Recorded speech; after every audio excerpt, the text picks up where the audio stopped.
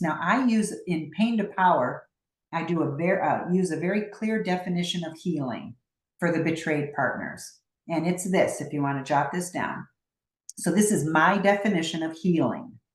Healing is an action you take that changes your state for the better. It's an action you take that changes your state for the better. So when I'm working with a betrayed partner, I can ask, what have you done this week? What actions have you taken? And then if she answers back to me, well, I did this and I did this, I did this, I'm like, great, you're on your way. That's healing. That's great.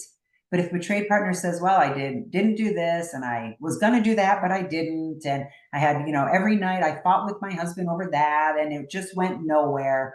Okay, there's no actions in there that are changing state for the better. So now we know that there's not going to be a lot of healing.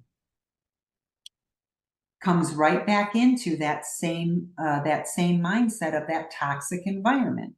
How can you take actions that are better, that change you for the better when you're getting yelled at every night because you haven't moved on? Now, I want to talk for a second about this in reverse, because inevitably there'll be, and maybe there already has been in the chat, I'm not really sure, but inevitably there'll be unfaithful partners who say, Beth, what about when my wife is screaming at me? Isn't this a two-way street, right? And yes, it is. When you have a betrayed partner who has a memory and she has the second thought, like, oh my gosh, I can't believe this happened to me. How could you do this to me? And now she has that trigger, that physiological response. That's a change in energy in the body. The unfaithful partner sees this, right? And now has what we call a shame response. Most of the time, what happens with the unfaithful partner is now they are reminded of what they did, which triggers, here's that word, right? A physiological response in their body, because now they're being reminded of the thing or things that they did, and that feels uncomfortable.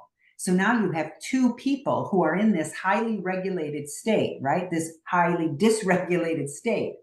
Two people. If you try to have a conversation like that, guess where that's going?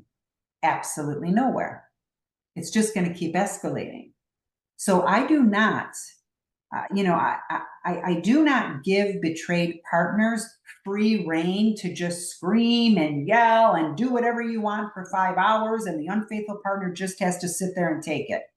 No, that's not it. But the unfaithful partners do have the burden of bearing the pain way more than the betrayed partners do. This is not a 50-50. Remember, betrayal is unfair and unjust to begin with. So to expect things to be fair on the other side, on the healing side, is probably not a good idea. It's not going to be equality for all. It certainly wasn't during the acting out years when there was lying and gaslighting and manipulating. So that expectation needs to come down. Again, I don't want any betrayed partner to become verbally just, throwing arrows out there. Not really because I don't want the unfaithful partners to sit with it, but because it's not healthy for the betrayed partner. It's not healthy to get into this heightened anger state and I'm screaming for 3 hours. That's actually not healthy.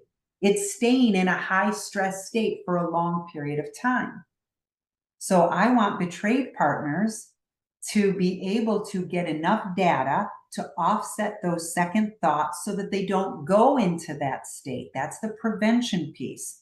But when they do go into that state, the unfaithful partners need to be able to hold space, but most of them can't.